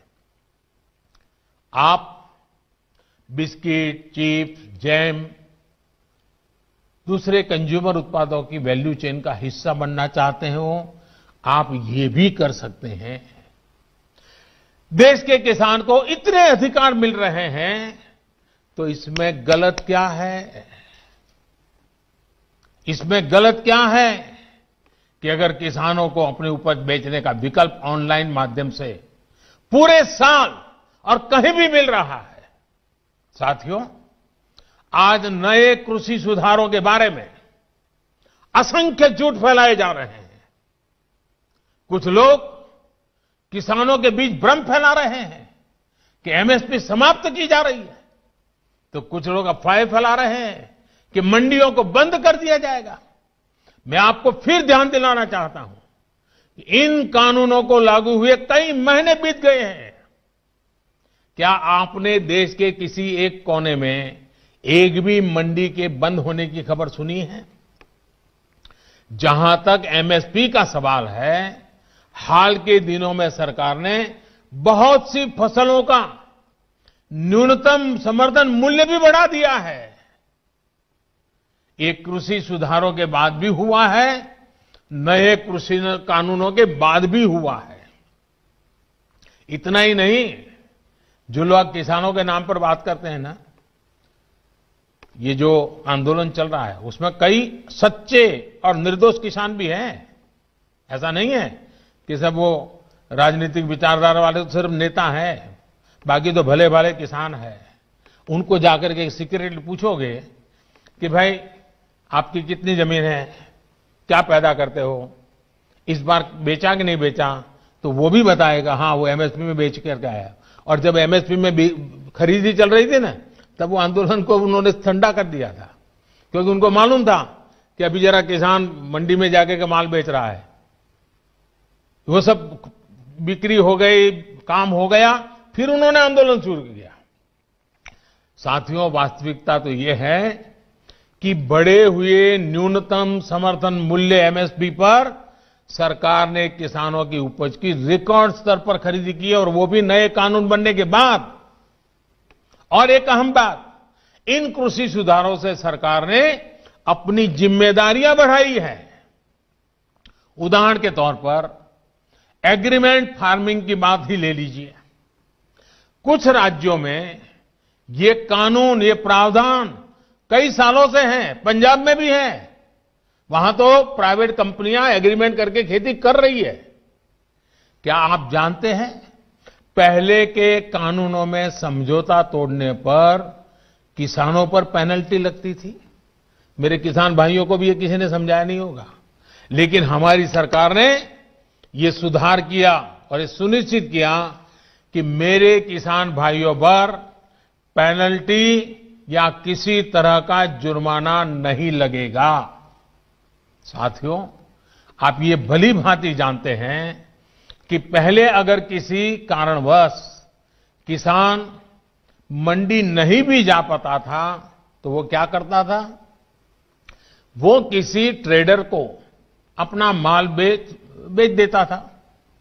ऐसे में वो व्यक्ति किसान का फायदा ना उठा पाए, उसके लिए भी हमारी सरकार ने कानूनी उपाय किए हैं। खरीदार समय से आपका भुगतान करने के लिए अब कानूनन बाध्य है। उसे रसीद भी काटनी होगी और 3 दिन के भीतर भुगतान भी करना होगा। नहीं तो ये कानून किसान को शक्ति देता है, ताकत देता है, वो अधिकारियों के पास जाकर कानूनी तंत्र का सहारा लेकर अपना पैसा प्राप्त कर सके। ये सारी चीजें हो चुकी हैं, हो रही है। खबरें आ रही हैं कि कैसे एक एक करके हमारे देश के किसान भाई इन कानूनों का फायदा उठा रहे हैं। सरकार किसान के साथ हर कदम पर खड़ी है। किसान चाहे जिसे अपनी उपज बेचना चाहे, सरकार ने ऐसी व्यवस्था की है कि एक मजबूत कानून और लीगल सिस्टम किसानों के पक्ष में खड़ा रहे। साथियों, कृषि सुधारों का एक और अहम पक्ष भी ये है के लिए समझना जरूरी है। अब जब कोई किसान के साथ एग्रीमेंट करेगा तो वो ये भी चाहेगा कि उपज अच्छी से अच्छी हो।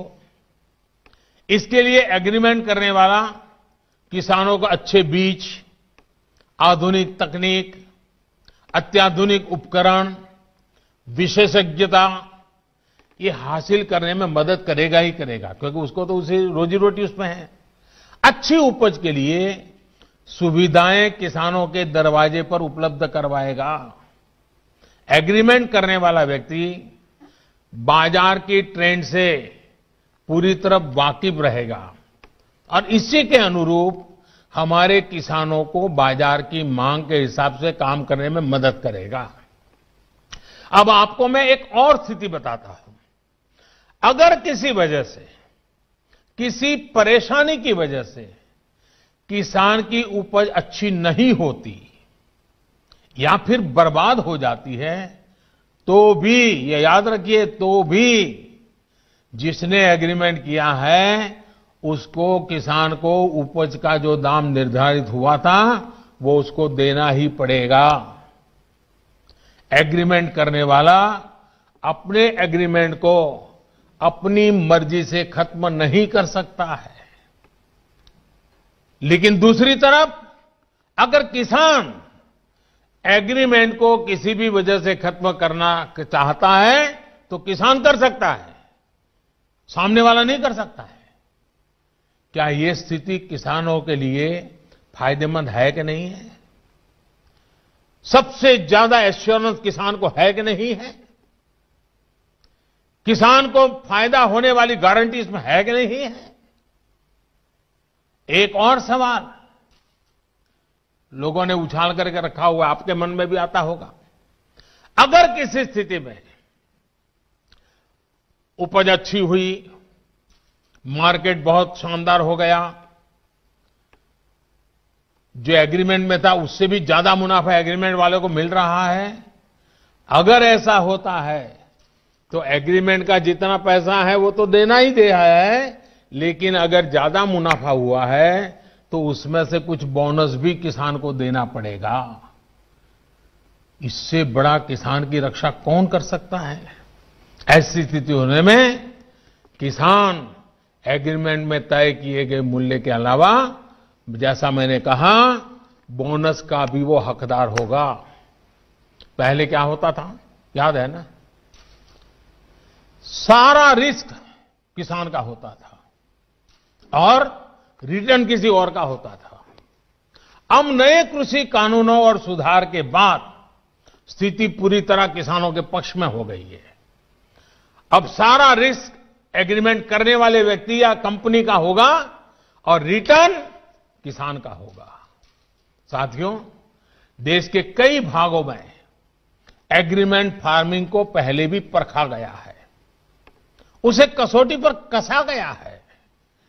क्या आपको पता है कि दुनिया में आज सबसे ज्यादा दुग्ध उत्पादन, मिल्क प्रोडक्शन करने वाला देश कौन सा है? ये देश कोई और नहीं, हमारा हिंदुस्तान है। हमारे पशुपालक, हमारे किसान की मेहनत है।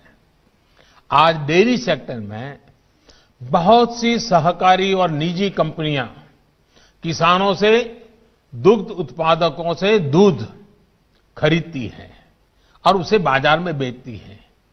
ये मॉडल कितने वर्षों से चला रहा है? क्या आपने कभी सुना कि किसी एक कंपनी या सहकारी संस्था ने बाजार पर अपना कब्जा जमा लिया, अपना एकाधिकार कर लिया? क्या आप उन किसानों और उन दुग्ध उत्पादकों की सफलता से परिचित नहीं हैं जिन्हें डेयरी सेक्टर के इस काम से लाभ हुआ है? एक और सेक्टर है, यहां पर हमारा देश बहुत आगे है, वो है पोल्ट्री यानी मुर्गी पालन। आज भारत में सबसे ज्यादा अंडों का उत्पादन होता है। पूरे पोल्ट्री सेक्टर में बहुत सी बड़ी कंपनियां काम कर रही है। कुछ छोटी कंपनियां भी हैं, तो कुछ स्थानीय खरीदार भी इस व्यवसाय में जुटे हैं। इस सेक्टर से जुड़े लोग अपना प्रोडक्ट किसी को भी कहीं भी बेचने के लिए स्वतंत्र हैं। जहां भी उन्हें सबसे ज्यादा दाम मिलता है वो अंडे बेच सकते हैं। हम चाहते हैं कि हमारे किसानों को, कृषि सेक्टर को इसी तरह का विकास करने का अवसर मिले जैसा पोल्ट्री और डेयरी सेक्टर को मिला है। हमारे किसानों की सेवा में जब बहुत सी कंपनियां व्यवसाय के कई तरह के प्रतिस्पर्धी रहेंगे तो उन्हें अपनी उपज का ज्यादा दाम भी मिलेगा और बाजार तक उनकी बेहतर पहुंच भी संभव होगी। साथियों, नए कृषि सुधारों के जरिए भारतीय कृषि में नई टेक्नोलॉजी को भी प्रवेश मिलेगा। आधुनिक तकनीक के जरिए हमारे किसान अपनी उपज को बढ़ा सकेंगे, अपनी उपज को विविधता दे सकेंगे, अपनी उपज की बेहतर ढंग से पैकेजिंग कर सकेंगे, अपनी उपज में वैल्यू एडिशन कर सकेंगे। एक बार ऐसा हो गया तो हमारे किसानों की उपज की पूरी दुनिया में मांग होगी और ये मांग और लगातार बढ़ेगी। हमारे किसान सिर्फ उत्पादक नहीं बल्कि खुद निर्यातक बन सकेंगे। दुनिया में कोई भी अगर कृषि उत्पादों के जरिए बाजार में अपनी धाक जमाना चाहेगा तो उसे भारत आना पड़ेगा। अगर दुनिया में कहीं भी क्वालिटी और क्वांटिटी दोनों की जरूरत होगी तो उन्होंने भारत के किसानों के साथ साझेदारी करनी पड़ेगी। जब हमने दूसरे सेक्टर में इन्वेस्टमेंट और इनोवेशन बढ़ाया तो हमने आय बढ़ाने के साथ ही उस सेक्टर में ब्रांड इंडिया को भी स्थापित किया। अब समय आ गया है कि ब्रांड इंडिया दुनिया के कृषि बाजारों में भी खुद को उतनी ही प्रतिष्ठा के साथ स्थापित करे। साथियों, कुछ राजनीतिक दल जिन्हें देश की जनता ने लोकतांत्रिक तरीके से नकार दिया है, वो आज कुछ किसानों को गुमराह करके जो कुछ भी कर रहे हैं, उन सबको बार बार नम्रतापूर्वक सरकार की तरफ से अनेक प्रयासों के बावजूद भी किसी न किसी राजनीतिक कारण से, किसी ने बंधी राजनीतिक विचारधारा के कारण से ये चर्चा नहीं होने दे रहे हैं।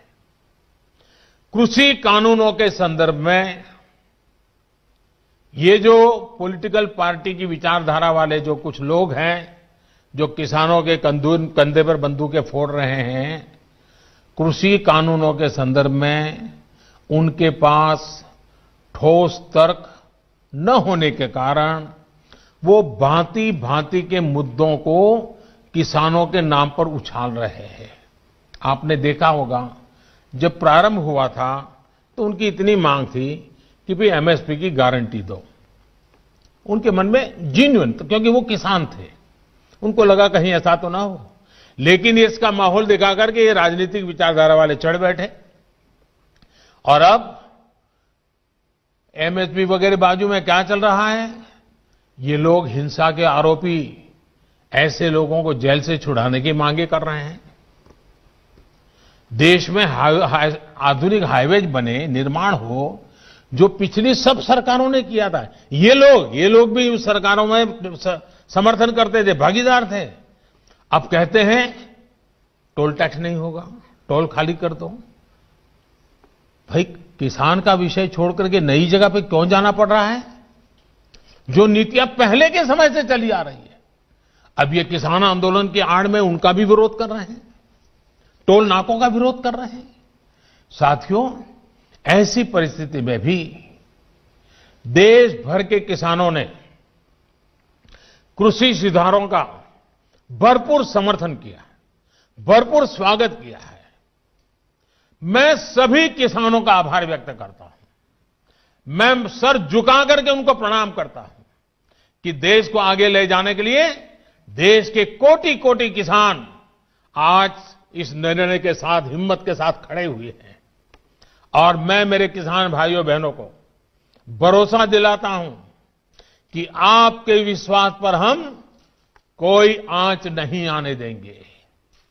पिछले दिनों अनेक राज्य, और ये बात समझनी होगी, अनेक राज्य, चाहे असम हो या इधर राजस्थान हो, जम्मू कश्मीर हो, ऐसे कई जगह पे पंचायतों के चुनाव हुए। इनमें प्रमुखतया ग्रामीण क्षेत्र के लोगों को ही वोट देना होता है, एक प्रकार से किसान को ही वोट देना होता है। इतना गुमराह करने वाला का खेल चलता था, इतना बड़ा आंदोलन का नाम दिया जा रहा था, हो हल्ला किया जाता था, लेकिन इसी के अगल बगल में जहां जहां चुनाव हुए हैं उन गांवों के किसानों ने ये आंदोलन चलाने वाले जो इतने लोग थे उनको नकार दिया है, पराजित कर दिया है। ये भी एक प्रकार से उन्होंने बैलेट बॉक्स के द्वारा ये नए कानूनों को खुला समर्थन किया है। साथियों, तर्क और तथ्य के आधार पर हर कसौटी पर हमारे ये निर्णय कसे जा सकते हैं। उसमें कोई कमी है तो उसको इंगित करना चाहिए, लोकतंत्र है। हमें सब प्रकार का भगवान ने ज्ञान दिया ऐसा दावा हमारा नहीं है, लेकिन बात तो हो। इन बातों के बावजूद भी लोकतंत्र में अटूट आस्था और श्रद्धा होने के कारण, किसानों के प्रति हमारा समर्पण होने के कारण हर समय किसानों के हर मुद्दे पर चर्चा के लिए सरकार तैयार है। समाधान के लिए हम खुला मन लेकर के चल रहे हैं। कई दल ऐसे भी हैं जो इन्हीं कृषि सुधारकारों के पक्ष में रहे हैं। उनके लिखित बयान भी हमने देखे हैं। वो आज अपनी कही बात से ही मुकर गए हैं, उनकी भाषा बदल गई है। वो राजनीतिक नेता जो किसानों को भ्रमित करने में जुटे हुए हैं, जिनकी लोकतंत्र में रत्ती भर भी श्रद्धा नहीं है, वो विश्वास ही नहीं करते डेमोक्रेसी में। दुनिया के कई देशों में उनका परिचय है लोगों को। ऐसे लोगों के जो भी उन्होंने कहा है पिछले दिनों, जिस प्रकार के अनलगढ़ आरोप लगाए हैं, जिस भाषा का प्रयोग किया है, पता नहीं कैसी कैसी इच्छाएं व्यक्त की है, मैं बोल भी नहीं सकता हूं। ये सब करने के बावजूद भी, उन सब चीजों को सहन करने के बाद भी, उसको पेट में उतार करके, मन ठंडा रख करके, उन सबको सहन करते हुए मैं आज फिर एक बार नम्रता के साथ उन लोगों को भी जो हमारे घोर विरोध करने पर तुले हुए, उनको भी कहता हूं, मैं नम्रता के साथ कहता हूं, हमारी सरकार किसान हित में उनसे भी बात करने के लिए तैयार है, लेकिन बात मुद्दों पर होगी, तर्क और तथ्यों पर होगी। साथियों, हम देश के अन्नदाता को उन्नत करने के लिए हर संभव प्रयास कर रहे हैं। जब आपकी उन्नति होगी तो पूरे राष्ट्र की उन्नति तय है। सिर्फ आत्मनिर्भर किसान ही आत्मनिर्भर भारत की नींव डाल सकता है। मेरे देश के किसानों से आग्रह है, किसी के बहकावे में ना आए, किसी के झूठ को न स्वीकारे, तर्क और तथ्य के आधार बनाकर ही सोचे विचारे। और फिर एक बार देश भर के किसानों ने खुल करके जो समर्थन दिया है, ये मेरे लिए अत्यंत संतोष और गर्व का विषय है। मैं आपका बहुत आभारी हूं। एक बार फिर से करोड़ों किसान परिवारों को पीएम किसान सम्मान निधि के लिए मैं आपको बहुत बहुत बधाई देता हूं और मैं आपसे लगातार प्रार्थना करता हूं, आपके लिए भी प्रार्थना करता हूं, आप स्वस्थ रहें, आपका परिवार स्वस्थ रहे, इसी कामना के साथ आप सभी का बहुत बहुत आभार, धन्यवाद।